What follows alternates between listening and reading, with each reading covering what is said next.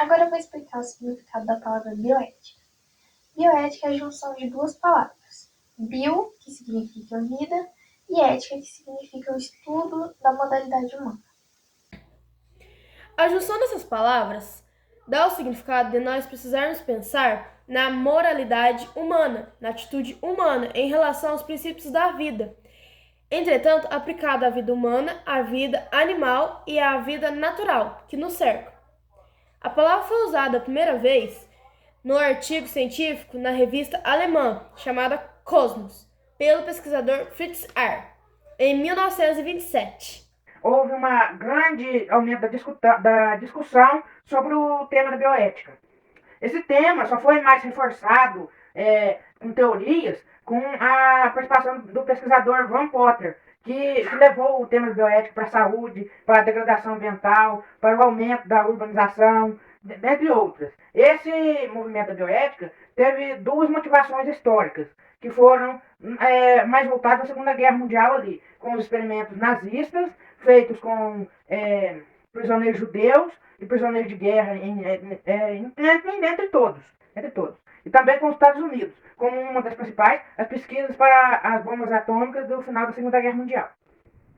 Depois desse período histórico, foi o chamado, que eles denominaram, o chamado avanço científico, mas que em prol isso levou dezenas de vidas para a morte. Então, a bioética expandiu a noção que nós precisamos colocar acima do progresso científico, acima da evolução da ciência, a vida humana, que deveria ser muito simples. Então, no ano de 1974 e 1978, foi produzido o relatório chamado Relatório de Belmont. Muitos cientistas foram convidados para produzir esse relatório para lançar bases éticas para a produção de ciência no mundo. Eles pensaram em alguns princípios que foram princípio de justiça, autonomia e beneficência. Depois, em 1979, o filósofo Tom Deschamps e um amigo teólogo escreveu um livro que é hoje conhecido como o livro mais importante do principialismo bioético. Além desses três princípios éticos propostos no relatório de Vellon, eles colocaram mais um. Tiraram da beneficência que chamaram de princípio não beneficência. Esses princípios usavam colocar no centro das questões a vida e a dignidade humana, antes de qualquer coisa. E é claro que de lá para cá, a bioética progrediu muito e os temas foram alargados. E aí nós possamos dividir os temas em duas áreas. A bioética se divide em dois temas, sendo eles os temas persistentes, que são aqueles que vêm conosco desde nossos princípios, que são, por exemplo, o aborto, a eutanásia, o suicídio e os problemas emergentes, que são aqueles que, com o decorrer, com a evolução das ciências, precisam ser discutidos. Como, por exemplo, células-tronco, clonagem, transgênicos e o direito à vida do animal. São três funções, sendo a função descritiva apontar problemas que a ciência trouxe para o ramo da filosofia que antes não eram apontados. Ainda na função descritiva, a bioética convida outras áreas para discutir com ela sobre esses assuntos, sendo a biologia, a medicina, o direito, e entre outros, como a teologia também.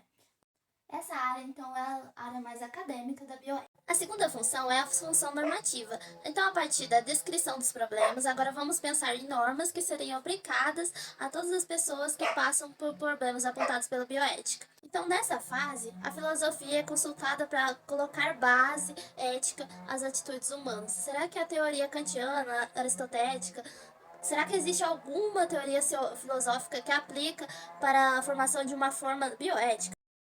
Essa área da bioética, que é a função protetora, que visa proteger a saúde humana, não só a humana, mas as que tem em volta, mas normalmente, principalmente a humana, que envolve a dignidade, a identidade e a unitotalidade. Como eu falei, os seres em volta também, mas entra mais nesse sentido de ética humana.